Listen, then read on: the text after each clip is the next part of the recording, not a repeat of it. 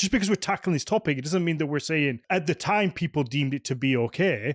We're looking at the topic because it was a thing, because people have been who they are throughout all of human history. Just because it was, maybe it was deemed quote unquote wrong at the time doesn't mean that we can't look back at it through modern eyes in a more empathetic nature and say, okay, well, it still existed. The fact that regardless of whether or not it was against the law, it doesn't mean things shouldn't be researched or studied. Is that what you're saying, Dan? Like, it was a lived experience, regardless of not what the law text says.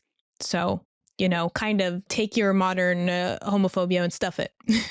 Yeah. And the people are just willing to still partake in the acts that they want to partake in, regardless of the consequences, because that's who they are. And that means it stands even more true that this is something that should be discussed. I think you're speaking to my scholarly answer to this question, which is the great scholar of the Frankfurt School, Walter Benjamin, describes a process of reading and doing history as reading history against the grain, reading these sources that prescribe behaviors or that tell dominant narratives about the way that the world was, about the way that the world should be, and looking for those moments in which there is a tension there, where we can see the glimpses or traces of alternative forms of being in the world. And I think about that when I read these sources that intend to normalize the world towards a very particular way of being, still offer us glimpses and traces of different kinds of expressions.